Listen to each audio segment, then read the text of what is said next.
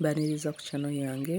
Leero ngenda kubeera nga mbalaga engeri gy'osobola okukolamu omugaati gwa jam. So guba gwe mulundi gwe ogusoose ku channel yange, nkwaniriza. Mu ingredients zetugenda okukozesa tuyinamu yeast, tuyinamu sukaali n'omunnyo, tuyinamu blue band oba butter, kyonna ky'oba oyina ky'oba okozesa, tuyinamu eggi, amazzi, amata n'eŋŋano.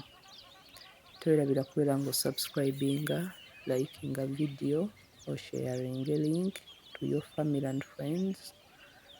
Tugenda kubeera nga tutandika na wet ingredients. Kikulu nnyo okumakinga sure nti ingredients zino ziri ku temperature y'emu, at room temperature, oba zibeera at least nga zirimuko akaliwo omwako. Beera ng'ozigatta, ogatta amazzi, ogatte n'amata, oluvannyuma beera ng'oteekamu yeast ono otabulemu. Osobola okubeera nga okozesa amata gokka oba n'osalawo okubeera ng'okozesa amazzi gokka. Kyonna ky'oba oyina ky'oba okozesa mu zino liquid. Beera ng'otabulamu, oluvannyuma tugenda kubeera nga tumuleka abeere nga restinga yeast ono asobole okubeera nga reactinga. Then ne tubeera nga tukwata ku dry ingredients nazo ne tuzigatta wamu ne tuzitabulamu bulungi nnyo. Twerabira kubeera ng'onyiga kkade, kubeera ng'otaninga on notifications zo, obeere notified bwe mba nga npositinze vidiyo empya. Beera nga oluvannyuma lw'okubeera ng'onyiga kkade, onyiga ku all notifications such that to missing out notification yonna. Yeast nga amaze okubeera nga reactinga eddakiika emu ku bbiri, beera nga adingamu eggi nalyo osobola okubeera ng'olidissolvinga bulungi nnyo, liwiskinge libeere nga lyetabulamu eno wet ingredients. Then beera ng'ozigatta, otandika okubeera nga ofoominga ddo bulungi nnyo eri so soft.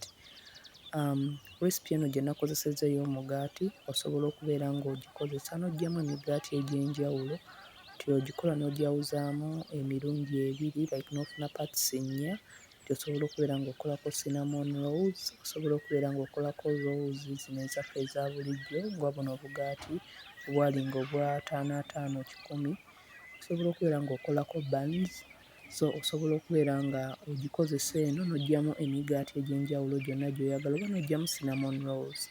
Zino zonna vidiyo nazibalaga engeri gy'osobola okubeera ng'okolamu buno obugaati obw'enjawulo, nti kati oba tokyetaaga kubeera ng'ogula mugaati, osobola okubeera ng'ofuna eŋŋano n'obeera ng'ogukola ewaka, nti n'oba obadde toyina oven osobola okubeera ng'okozesa engeri gye nabalagamu ey'okubeera nga okozesa omuliro ewaka n'obeera ng'okola omugaati ewaka.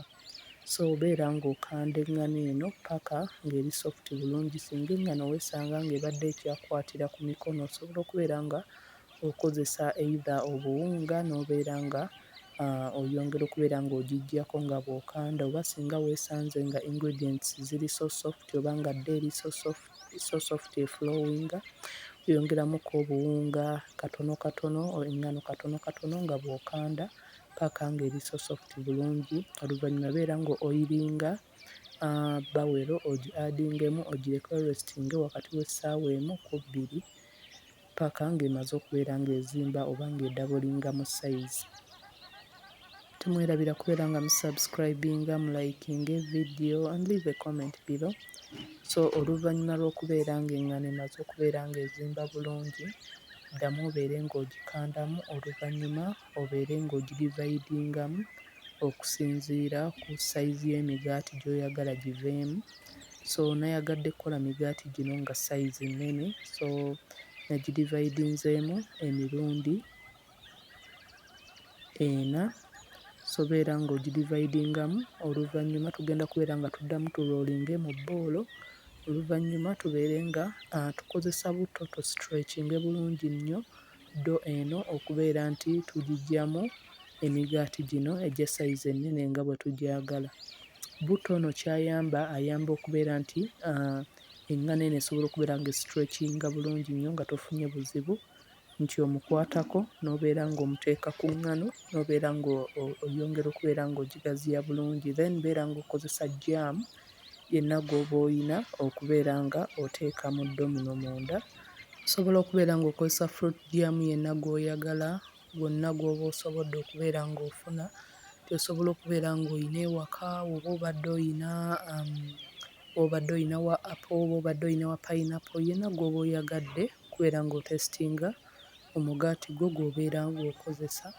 Toteekako jjaamu mungi nnyo, then oluvannyuma lw'okubeera ng'omaliriza okuba ng'oteekamu jjaamu, beera ng'oloolinga. Tugenda kubeera nga tukozesa eŋŋaano entonotono kwongera okubeera nti tuziba ends zino, kuba jjukira buli wabeera wanaaba baking, omugaati guno nga gubeekinga mu oven gugenda kubeera nga guzimba. So bwe gunaaba guzimbye nti eno singa ends zino oba tewazisibye bulungi nnyo kuginyweza, zijja kkakkana jjaamu yenna ayiise muli munda mwonna, ng'ayiise ku parchment paper kw'oba watadde omugaati guno.